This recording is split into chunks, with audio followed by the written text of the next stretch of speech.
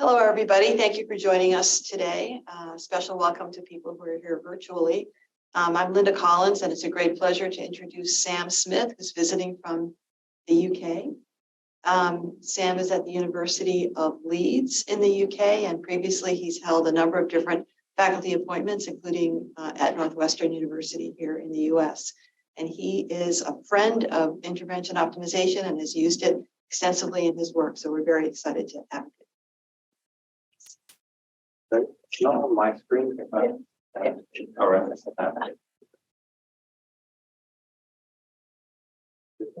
Thank you very much for having me, and thank you very much for the invitation to speak. So I'm going to talk today around some work funded by our government agency, National Institute of Health Research, which I guess is your equivalent to the NIH. There are not really a great deal of results, but it's all around our planning for an optimization trial that we have got running. Hopefully that we'll get some results by the end of 2026. So long time coming, but hopefully we'll talk you through some of our thinking. I'm going to be referring here to complex interventions, so also called multi-component interventions. There are lots of different competing definitions of what a complex intervention is. But essentially what I want you to know here is that we're talking about interventions with multiple interacting components. So as I say, these are sometimes called complex interventions, and they're widely used to address issues of societal importance. So here I'm going to be talking about medication adherence, but this could be physical activity, smoking cessation, or for physical intake from a kind of health behavior perspective. There are many different applications to complex interventions. So I'd also like to make a distinction first up between fixed interventions and adaptive interventions. So I'm going to be referring largely to fixed interventions at the top here. So this is where you might take a series of different components of an intervention, put them together in a single package, but everyone experiences the same version of that intervention package, regardless of what happens to the trial. But you might also be interested in adaptive interventions. This is where your experience within the trial, the data that you provide may affect the components that you receive. So for example, here you might receive some less expensive components to begin with, and depending on the support that you require, might have a more intensive or a less intensive version of the intervention as a second line version. But as I say, I'm largely going to be referring to fixed interventions here. But regardless of the type of intervention that we're talking about, I think we have a problem. That is that, regardless of whether it's a fixed intervention or an adaptive intervention, what we tend to do is package these things up and compare them against a suitable comparator. So here we have usual care. Now, this is a great way of seeing whether or not your intervention is better than something, a suitable comparator. But I think that there are lots of questions that we have unanswered at the end of our trial. And some of these might relate to issues around, say, implementation. So I'll talk you through a scenario here. So imagine for a second that you have a significant result in your RCT. This is something that we all strive for. At this stage, you might have a public health commissioner come and knock on your door. They say, this is great, we really want to implement it, we're really interested. We've got a few questions to begin with. So it seems like quite a complex intervention. Could you maybe tell us, what is it that's driving the effect of this intervention? What is it that are the kind of key parts of it? You have to put your hands up and say, well, actually, I'm not quite sure that we know the answer to that question, because that's just not how we attempted to produce those data. So we can only tell you about the whole thing put together. They say, okay, but some of these components are quite expensive. Is it worth keeping those components? Is it worth putting everything together, or can we just kind of make it a little bit slimmer? So, well, again, I can't answer that question. They say, right, I'm going to stop you there. Is it worth this really expensive component that you've got relative to your other, say, 3 or 4 components? Is that component worth it relative to its effect on your outcome? And you would have to put your hands up and say, I don't know the answer to that question. And they may lose interest at that point. You also have the scenario of a non-significant result. It's obviously something we all try and avoid, but nonetheless, it's part of being an intervention scientist. And you may want to try and salvage something from your intervention. So I want to ask the question of, is there a part of my intervention that is worth keeping? So you spent all of this time developing all of your components. but is there anything there that is worth keeping? If you do a parallel groups RCT, you wouldn't necessarily easily be able to answer that question. It's also possible that one part of your intervention, one component, is having a negative effect on the presence of another component. But you wouldn't be able to establish that using an RCT, so you have to kind of put both of those, discard both of those components without necessarily having full information of doing so. So ultimately, what you want to know at the end of a trial is how can I do better next time? And my argument here is that you wouldn't necessarily be able to do that using a parallel groups RCT. So it's not to dismiss them altogether, but just to say that there are important questions that we can answer elsewhere. The one way in which we may be able to address this is through the use of the multi-phase optimization strategy. So this is obviously, for many of you will already know, is the brainchild of Professor Collins, and contains three linked stages known as preparation, optimization, and evaluation. So I'm not going to go into a great deal of detail around the evaluation stage, which is largely similar to how you might evaluate a typical intervention package. So we're not advocating for removal of that phase. But what I'm going to talk to you today is around the preparation phase, some of the considerations that we've had within our work, and also the optimization phase, which uses highly efficient, fully powered experimental design to try and improve and optimize our interventions prior to the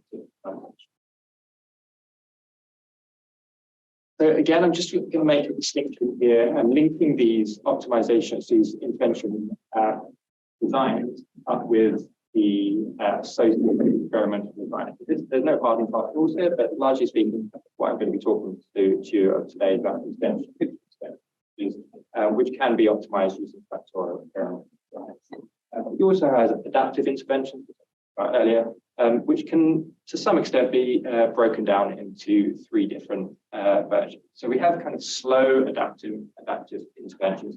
These are things that might adapt every week or month, and they typically don't adapt a great deal, but can be optimized using a smart trial. We also have we have fast adapting interventions. So these are so-called just-in-time adaptive interventions. These adapt very quickly on an hourly, daily basis. And these can be optimized using a micro-randomized trial. Now, for this last one, I asked my 4-year-old daughter, I really need an animal that adapts both fast and slow. And without skipping a beat, she said penguin. And I can't come up with a better version. So this is the animal that can adapt both fast and slow. I tried to hide my frustration that she's probably going to have a bigger impact on the field than I am going to through the use of the penguin. But so-called penguin interventions can be optimized using hybrid experimental designs.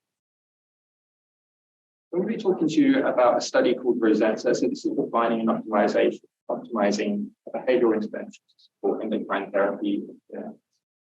So just to set the scene clinically. So this is a study in the area of breast cancer, which is the most common cancer in the UK. Typically, the majority of women, around 80% of women, will be asked to take a medication for around 5 to 10 years after their active therapy. These are known as endocrine therapies, things like tamoxifen, letrozole, and anastrozole, drugs that you may have heard of.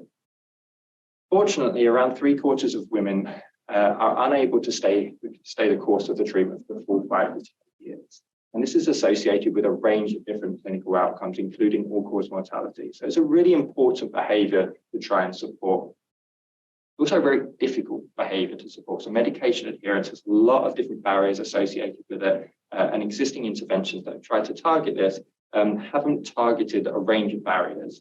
So our feeling was that we need a complex intervention in order to do this. This is going to be informed by the multi-phase optimization strategy.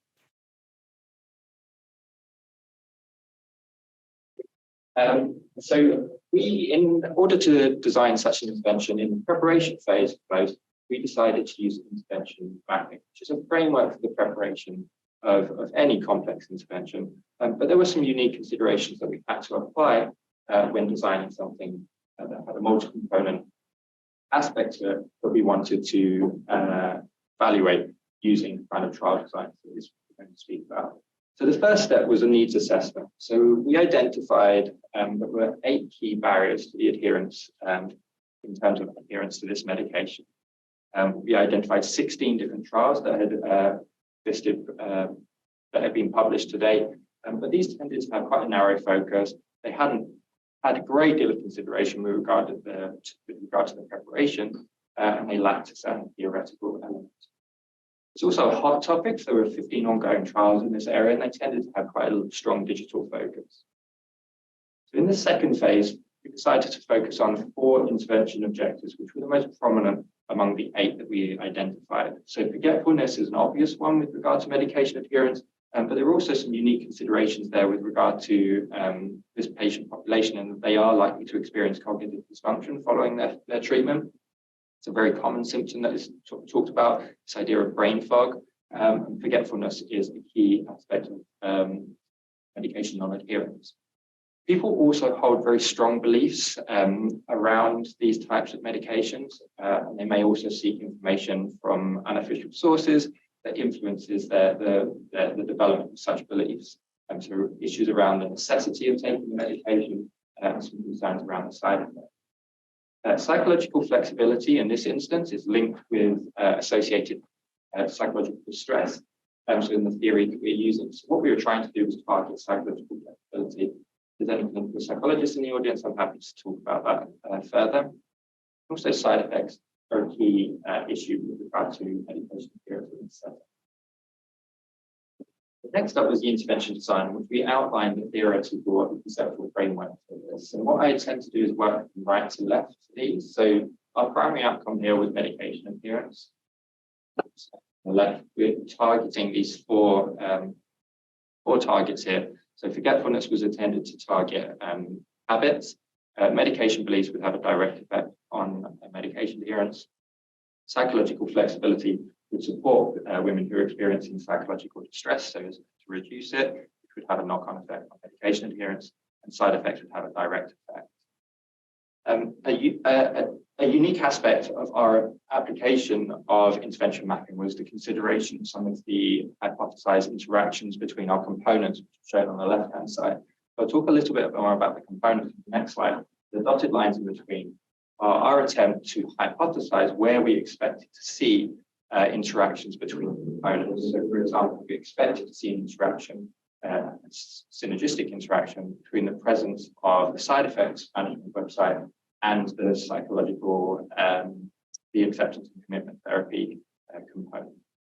And this becomes really important later on when you start to make decisions around your intervention package. In terms of stage 4, which is intervention development, so these are our 4 different components.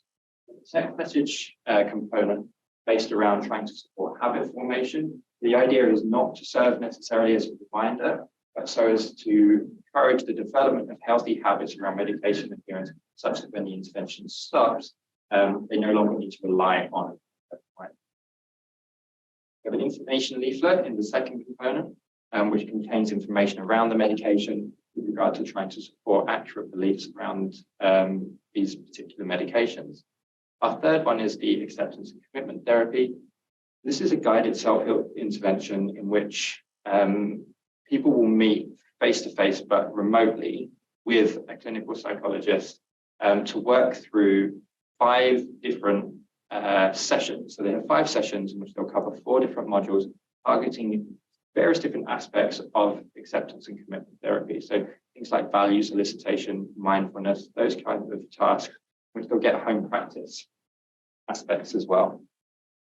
And finally is the side effects management website, which it contains information for women to access around the types of side effects they may experience and some self-management techniques.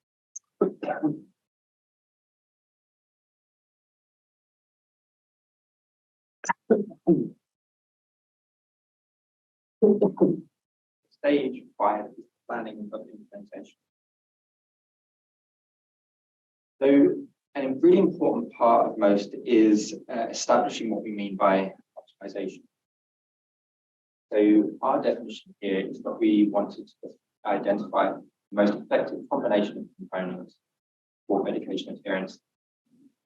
But we wanted to specify a pre-constrained cost constraint of £3,399 per patient. Now that is a ludicrously specific number that we picked there, but it is based on epidemiological data demonstrating that we can pay around this amount of money and it will fit within cost-effective thresholds by the UK. Stage 6, we outlined our experimental design. So here we have a factorial experiment. The factorial experiment of one or other.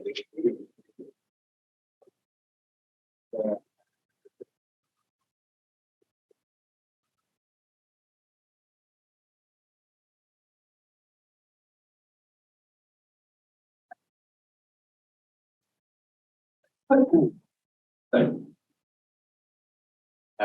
this particular woman, who is randomized to condition 1, has received the text messaging, the information leaflet, the talking therapy, as well as the self-management website. Would also have been randomized to receive condition 13. They will only have received the talking therapy and the self-management website. Really, I'm on the message home. Condition 5 here is the SMS message, the talking therapy, and the self-management website. If you're looking to estimate effects here, you're pooling data across these conditions, not evaluating them in isolation. So, for example, if you wanted to estimate the effect of a text messaging intervention, you would be pooling data across conditions 1 to 8 and comparing this against 9 to 16. So, this is a real-life image of me in 5 years' time when we've completed our Rosetta trial. These are a very efficient way of finding out more about your intervention packet. So we will know the main effects of our components on the primary outcome, whether or not they have a primary effect, a main effect on our primary outcome. We will also be able to establish whether our components are having synergistic effects on one another, and we'll be able to test up on it. We'll be able to see antagonistic effects. We'll be able to consider for the removal of some components if they're having a detrimental effect on others. And we'll be able to establish which components can be safely removed. But ultimately, we'll be using this to build the most effective intervention package that we can within our three constraints. This is the decision-making process that we currently plan to use. So we'll be looking to identify main effects at a specific threshold, so here a currency of 0.28. We'll be including components that are main effects that meet this threshold. And also, as a next step, we'll be including components that have a predicted synergistic effect, why the conceptual model is so important. We'll consider removing anything as part of an antagonistic effect, antagonistic interaction. Apologies for the typo on that. And we will be estimating the per person cost of the delivery of each of those interventions with a view to building the most effective intervention possible for this pre-specified cost. So at the moment, we've completed the pilot trial of this and we have funding to complete the optimization trial. We're using a 2 to the 4 fractional factorial design, 2 to the 4 minus 1. Here, we didn't want to use a full factorial design because one of our considerations was that we would have a relatively low number of women randomized. We were not particularly interested in estimating effects at this stage. We wanted to estimate things like feasibility, component adherence, which I'll talk to you about in a second. So we wanted to have a smaller number of conditions. We have 8 conditions, so half the size of the 16 version I was showing. So we randomized 52 women. We did have a target of 80, but we randomized 52. Things are tough in the NHS at the moment for clinical trials. We recruited from 5 NHS sites, and all of the women have now completed their final follow-up. So the protocol is shown the QR code below. We hope to have the pilot out and analysed fairly soon. So I think you probably have the same here, but our funder insists on having progression criteria. So red, amber, green criteria. So the one at the top is fairly typical. So we wanted to ensure that we could consent patients to our clinical trial.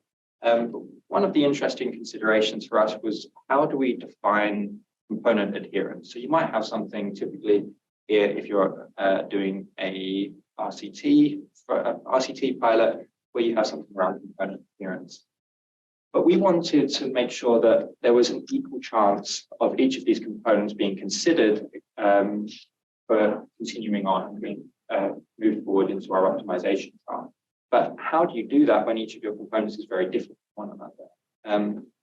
We took the approach that we had the same threshold for each of our components. So 50% or over, 50% or over are adherence to the component, and that would be acceptable. We would go forward with that component. We have different thresholds for what that 50% means.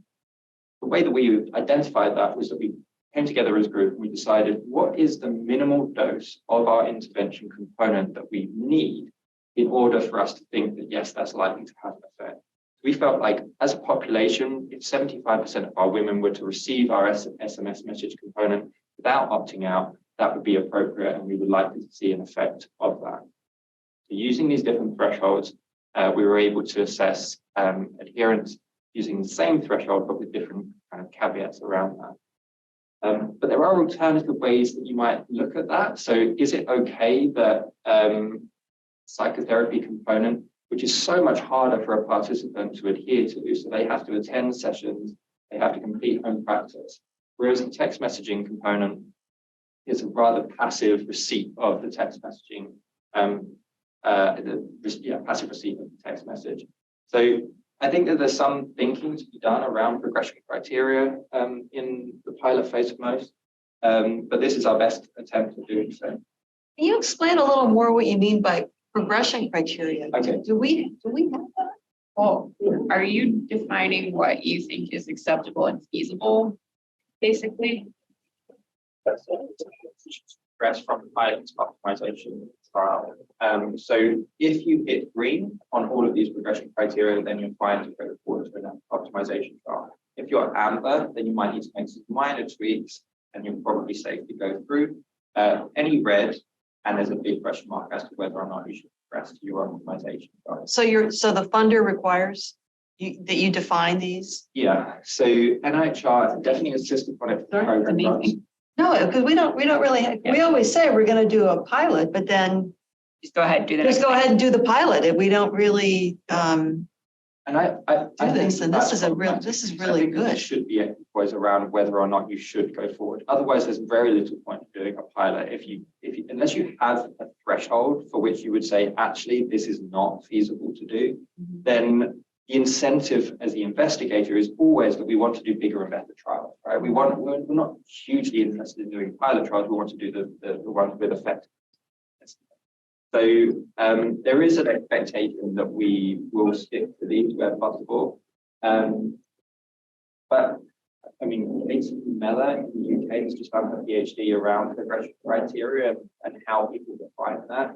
And there are very different interpretations on what a red criteria means. Well, we can't even agree on what we mean by the term pilot study. So to be able to agree on progression criteria, that just seems way past where anywhere where we are in the US. So if, for example, if fewer than 20% of people had read at least some of the information leaflet, let's say, then where do you go? We would probably not go forward with that information as a component, and we would treat this as a 2 to 3 factorial going forward.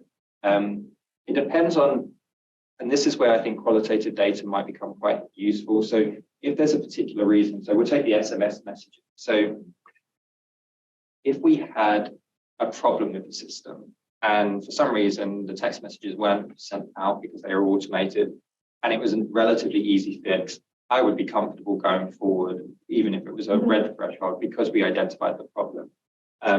But what we're seeing is that we have a few opt-outs, and if the number of opt-outs for the text messages started to creep up, then I think we have a problem. If it was at the amber level, we might want to change the format of those text messages. But if it was at the red level, I think that we've answered our question. We don't need to go forward and assess that in the optimization trial. So would your funder be open to something like conducting a pilot study deliberately including more components than you thought you would ultimately use? With the idea being that this would be a quick way to possibly screen out components that operationally are not working that well? That to me seems more like an optimization trial where the outcome is acceptability. Whereas I think our funder would see what their definition of an external pilot trial is a mini version of the trial that you want to do. So I think if you went forward and tested, say, 10 components, the expectation would be that you are fully planning a trial around that. But as so often with most, no one has done this before. I'm not aware of many pilots in the UK using different components. So that would be a question that could be put to them.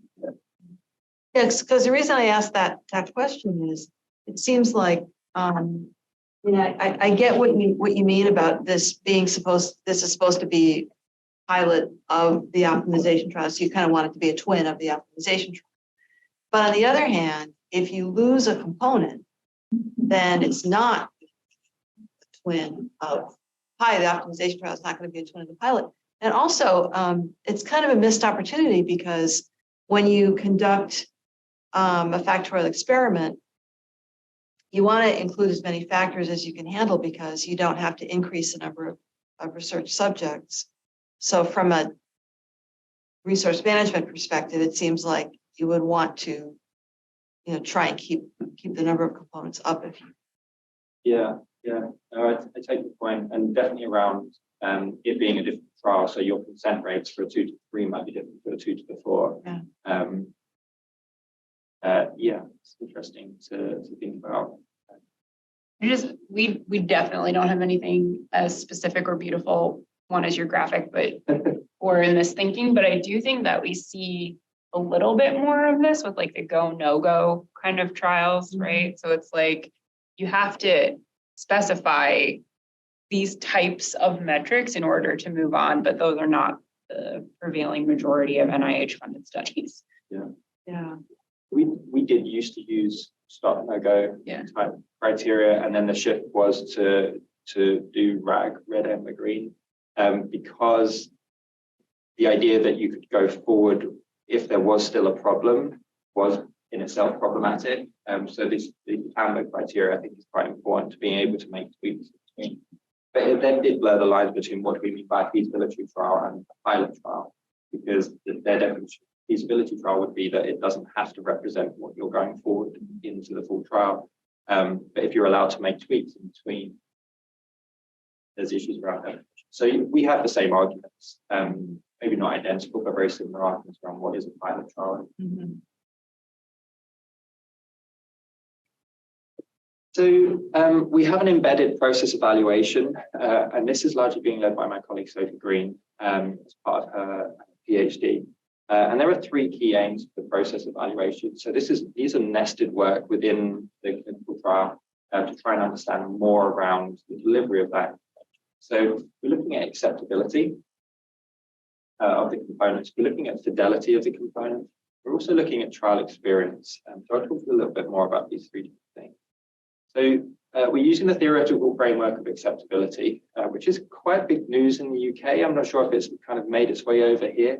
But this is formed of various different parts, all apparently intended to try and inform this overall construct of acceptability. So we have things like affective attitude, perceived effectiveness, burden.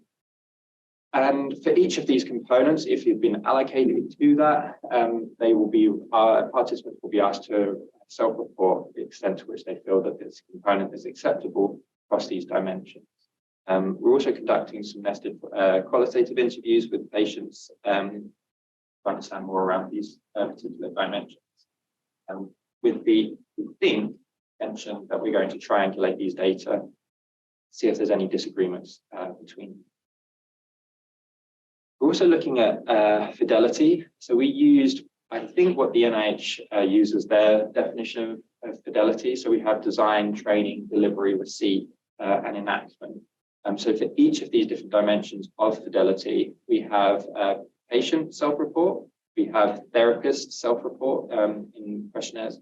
We also, we have therapist semi-structured interviews, patient semi-structured interviews, patient self-report around fidelity, We're also using routinely collected data for some of our components, such as the website, where we're looking at Google Analytics metrics.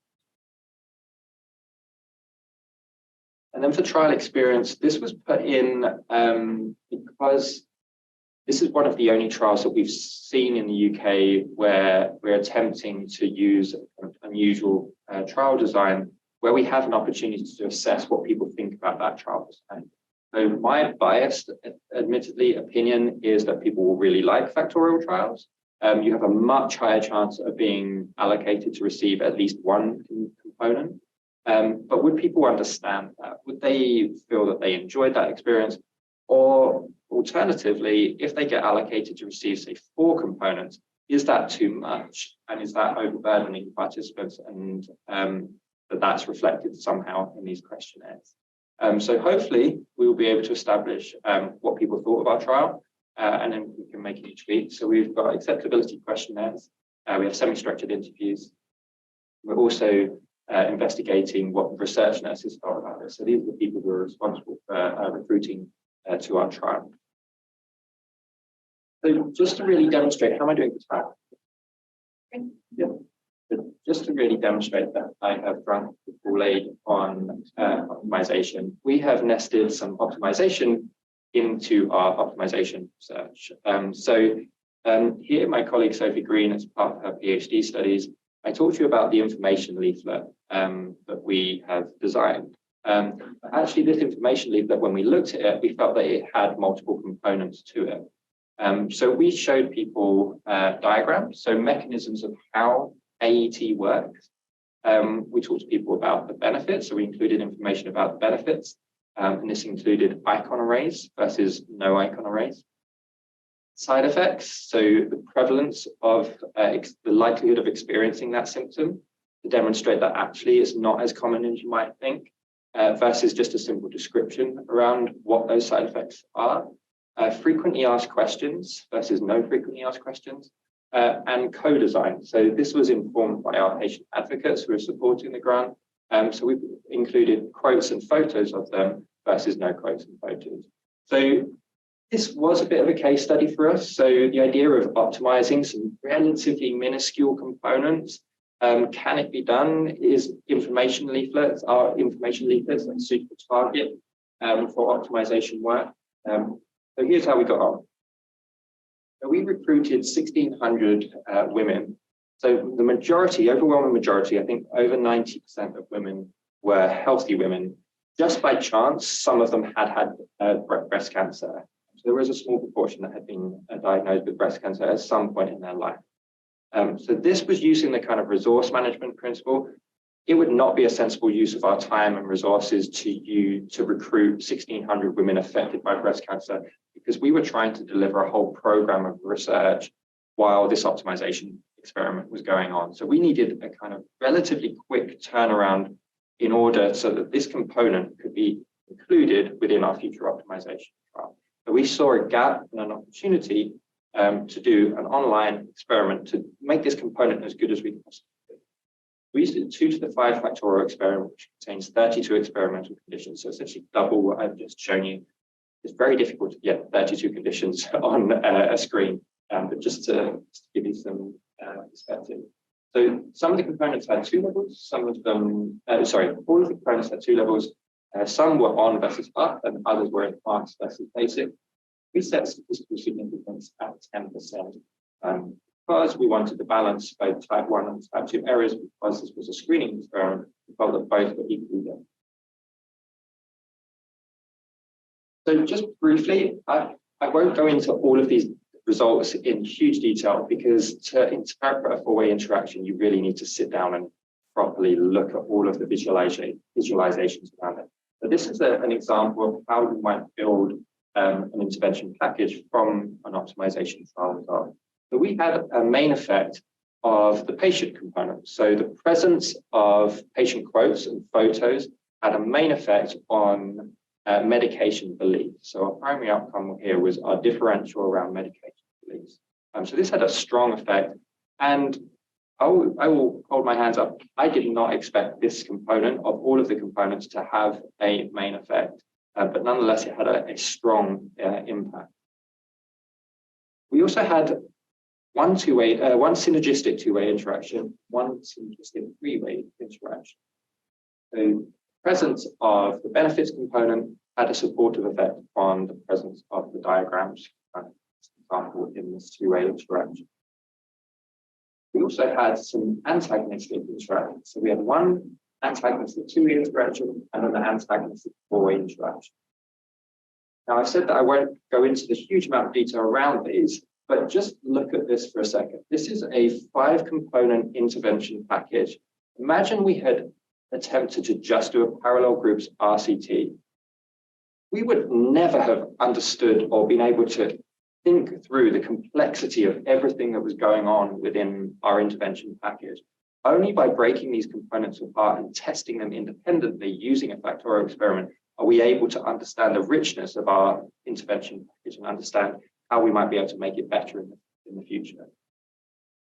So here's how we built our intervention using these data. So we screened in all of the components, so the patient input factor into the screen-in pile because it had a main effect. We also then reconsidered some of our components, whether they were screened in or screened out, based on the presence of the interaction. So the synergistic interactions were screened in, and we had to have a think about what would happen if we screened out some of the components based on the antagonistic interactions. After all of this, we decided to screen in the four components that you see on the screening file there. We set those corresponding levels of on, and we created our enhanced, optimized intervention leaflet. We were able to screen out the side effects component, which is not what we would have predicted. That was our favorite component. That was the one that we thought that would most likely to have an impact because side effects are so often discussed by patients. By making that more apparent to people, we really felt that we would help support them to understand these medications more. But nonetheless, the way in which we tried to address this didn't have any interesting or useful effect. Sorry. This is We're into this. Please. Okay, so I'm going to take this a little left field. I'm the anthropologist in the room. It seems to me that this surprise really is begging for more qualitative investigation. So I was wondering how you're approaching it. So we cannot recontact these. So this was through a recruitment agency. I agree with you. It would be great if we had a nested qualitative study within this. We can speak to our patient advocates to try and understand why this might be, but ultimately it's by people who were heavily involved in the trial anyway.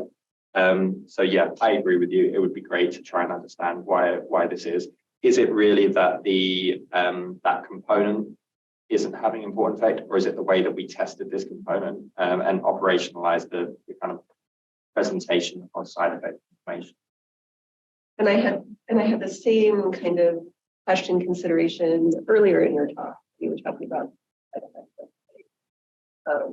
component, just wondering how much real world beyond a patient advocate, which is a great component to have, but of course the community more generally that you're trying to reach might have a broader set of insights, and wondering how much kind of engagement there is there and how best to fit it into. Yeah. We're getting Ginevra into most right now. What's happening? Okay, that's good. Or other qualitative Oh. scholar? Yeah. My question is pretty similar, and this is also really fascinating. So prior to the the factorial trial, you had engaged with the patient advocacy group. Had you done any like cognitive testing of the materials or cognitive interviewing about the information booklet prior to doing the factorial? So we did a small amount. We did readability statistics, for instance. We have readability statistics on each of the different versions that we are testing. So all 32 versions. That was a thankless task for Sophie to go through and kind of do statistics on that. So that's about as far as we go. We didn't do. We may have done some informal cognitive interviewing, user testing, that kind of thing, but it would not have been. I did one of my PhD studies was on cognitive testing, where I did 20, 30 interviews of really breaking line by line. Can you read this sentence? It wasn't that. But yeah, all of the time and money in the world, I would. Yeah. And then I have a more basic, I probably missed this because I was excited, but can you tell me what the outcome is that you're basing the screen in, screen out for the leaflet again? The outcome. Yeah. Medication. Medication beliefs. So I would really love to learn more about how you did this while in the context of our other trial. So the other trial had all of the components were turned to on. Okay. So we just tested a version of that had every part of the information. And then as a separate study, online recruitment, we tested these different versions. Because we had around 6 to 12 months of an opportunity to try and see if we could refine that particular intervention. Okay, that's all. Thank you. Okay, so to conclude, of the framework to build moral thought, I have to read this word. EASE stands for. So effective, affordable, scalable, and efficient intervention packages, or so-called intervention. So factorial experiments, and there are other optimization designs out there, but these are really highly efficient, fully powered designs that can help to move intervention science forward faster. There are lots of methodological considerations that we have faced along the way, so do get in touch if you're very interested in most. That you are all very lucky in that you are situated only a door away from both Linda and Kate. So just a huge thank you to everyone on the screen. My email address is there, so please do drop me a line if you're interested in any of these papers or any of the slides at all. I'm happy to share. So thank you very much.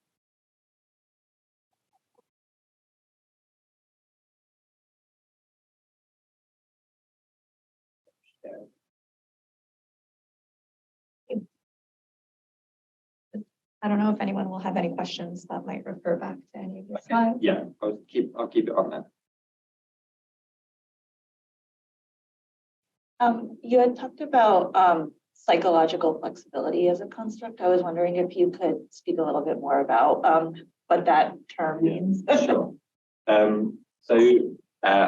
Not a clinical psychologist is the first thing I would say, but psychological flexibility is the skill of being able to engage actively and openly with things around you. So acceptance therapy is all around making decisions and your behavior aligns with your own values. So a psychologically flexible person will be able to more actively do that. So the ACT component is trying to get people to elicit their values. So a value of mine might be, I want to be there for my kids, which is a very typical one among women affected by breast cancer. So children, grandchildren, that kind of thing. And trying to align their behavior so that it aligns with that particular value. And the reason that we wanted to use ACT in this context was it is really useful. So cognitive behavioral therapy, CBT, is often used in this kind of setting. Now, CBT tries to get you to address some of the beliefs that you have about yourself and the situation that you're in, which is possible to do in this scenario, but it takes quite a high level of skill to suggest to someone that actually this situation isn't as bad as you might think. They have been diagnosed with a life-changing condition, maybe a life-limiting condition.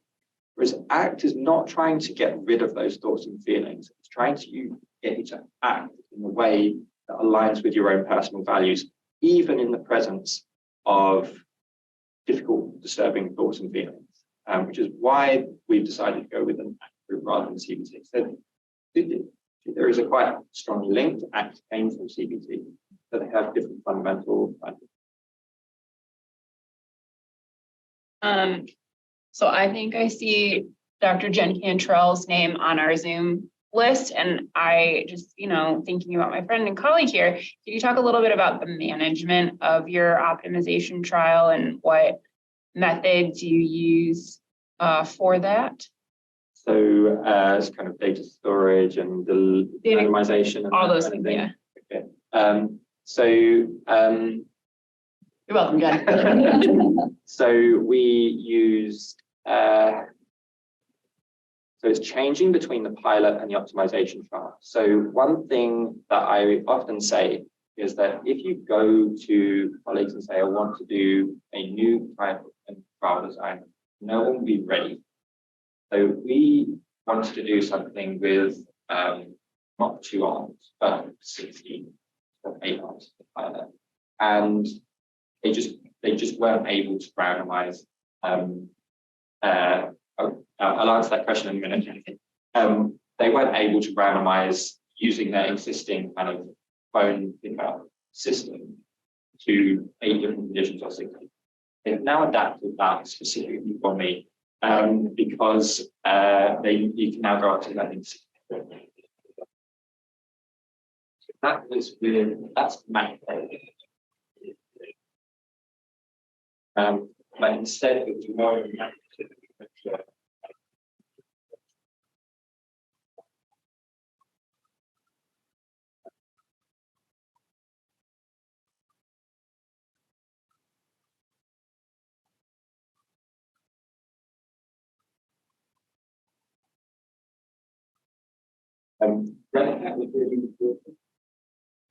patient reported outcomes. So again, you have 8 different conditions or 16 different conditions, which means 8 or 16 different versions of the same questionnaire. There's no point in asking someone about the ACT intervention if they didn't receive the ACT intervention, which means that paper-based questionnaires really don't work very well here. The risk of contamination there is quite high. So we used electronic questionnaires, may have had an impact on our subsequent return rates. So these are the kind of things that we're thinking about with regard to the data management and the delivery of that trial. But that was all delivered through REDCap. One issue with REDCap is that I mentioned earlier to both Kate and Linda that we have a hidden trial within this. So we have a smart trial embedded within our factorial trial. That could not be done through REDCap. So that in itself had to be delivered by hand again. So yeah, it was not an easy one to do that because we didn't have a programmer that was able to work in REDCap and deliver the smart trial within this. So there's lots of kind of issues and considerations around that. I'm probably not the best person because I kind of wash my hands of some of that and get our trials colleagues to do it. But yeah, there's lots of kind of, I didn't see Jennifer's. Yeah, it was if you could talk a little bit more about the acceptability framework and surveys that the UK uses. Yes. So I have to remind myself I just like that bit. This is Maddie Secon is the developer of the TFA, and she has a framework that discusses all of these aspects of acceptability. But she also has the theoretical framework, the TFA questionnaire that goes alongside this, and these are reported in separate publications. The idea is that there are multiple dimensions of this overall construct of acceptability. And previously, we were really quite reliant on acceptability to consider whether or not we wanted to progress with a clinical trial. And we would have to ask patients of, well, was this acceptable to you? And that was about it. And lots of people using different versions of acceptability and what does acceptability actually mean? So this was a concerted effort to try and define what acceptability means and putting some meat on that bone. The one that people always struggle with was ethicality. So is it ethical? Is a text message ethical? Really quite a difficult one to ask about. But it also threw up our most interesting result in the process evaluation so far, because we asked therapists whether it was ethical to use the ACT component. And one therapist in their semi-structured interview said, no, I don't think this is ethical for me to deliver this because I am not trained in that particular area. I take a more kind of psychoanalytical approach, so it doesn't fit with my values. And that's something that we didn't necessarily think was going to come up. But it was thrown up. And so big advocate of using the TFA, even if there are dimensions that you don't think necessarily apply, we won't be surprised by what comes up. Is there, I think for the efficacy, we could also like think about the potential harm that could be caused by the intervention that like sometimes are not really considered. So we're still working our way through the therapist interviews, but that is something that would probably be the kind of strong answer that the therapist would come up with. So this issue around ethicality with them is they're a relatively low risk population, these women. So they're screened out on the basis of having strong mental health issues, suicidality, and risk of self-harm. So those women are typically referred elsewhere for greater support than they would receive here. So they're a relatively low risk population, but nonetheless, safety definitely comes into it. We have, I think, quite a good process for monitoring safety within this. But yeah, it was discussed quite heavily by a therapist.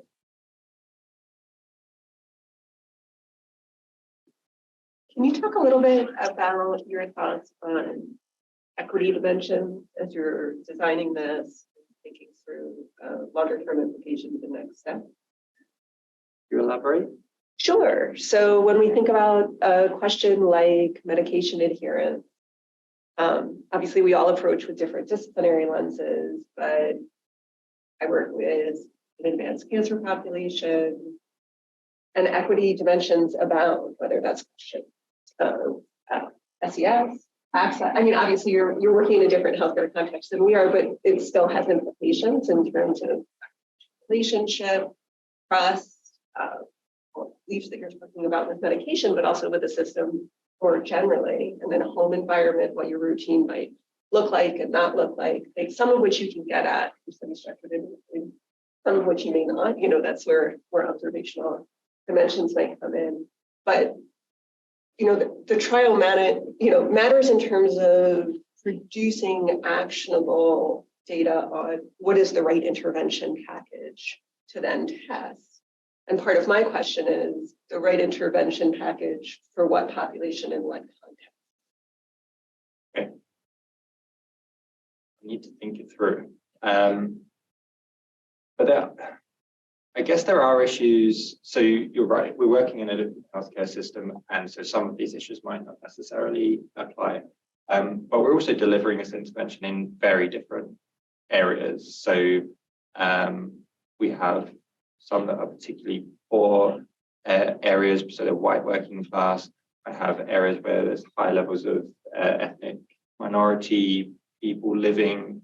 And so to some extent, we haven't considered a great deal of that because we've made the assumption that we want to see average effects across our population of women affected by breast cancer.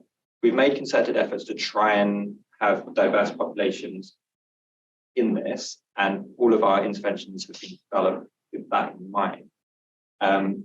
But I must admit that we haven't necessarily made a concerted effort with regard to it kind of around implementation of this intervention, kind of what that looks like. We've done our best with the intervention development, our recruitment into the trial.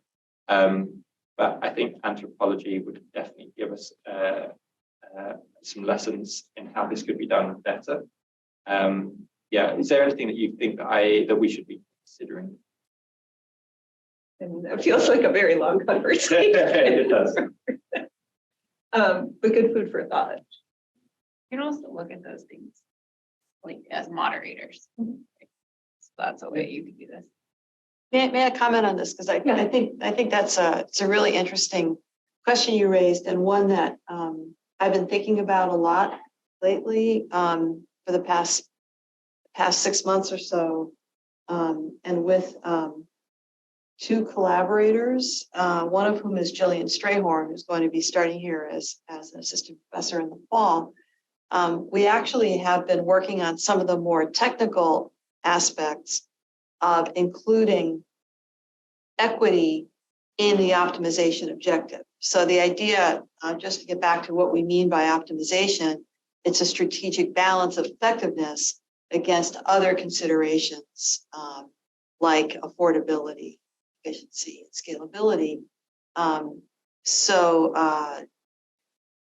we thought, well, equity could also be something important you want, but you would also sometimes have to balance that against effectiveness. And what does that mean? And what do we, that opens up the question of what do we sometimes have to trade off to achieve equity? And anyway, it's been super interesting. And we actually are going to be submitting an article, a manuscript for application to the Journal of Prevention Science on this. But this is just beginning to think about it. It's huge. It's a huge, not only important societal issue. It's a really interesting methodological issue too. Yeah. And also so exciting that this is an approach to intervention science that is really early in its development, relatively speaking. And so there's an opportunity to kind of not reproduce some earlier errors. Yes, no, that's absolutely true. And I also think that intervention optimization is sometimes a way, and this, has sort of not made it popular, is sometimes a way of just shining a strong light on certain things that you would rather not think about. Yeah. And I think it's going to turn out to be shining a really strong light on what we have to do to achieve equity. And I think we're going to find that we're going to have to pay It's going to be for equity, and it's going to be expensive. Yeah. Not so much in the UK. I mean, I'm sure, I realize that there's health equity issues even when you have the national health, but not like we have here. Yeah, we have our own share of problems. Yeah, it's just really tough paying for that and financial reimbursement. Pretty very much. Yeah, we have dramatically different, as you probably know, we have dramatically different even life expectancies across SES and ethnic groups here, which is just Yeah, not unfortunately, right. we've started to see the same, but it's not quite to the extent of the US at the moment, but that's definitely where it's heading. Was answering. So I think we are at our time. Great. Okay. Well, thank you all very much for coming along. Thank you. It's good to- Lovely. Thank you.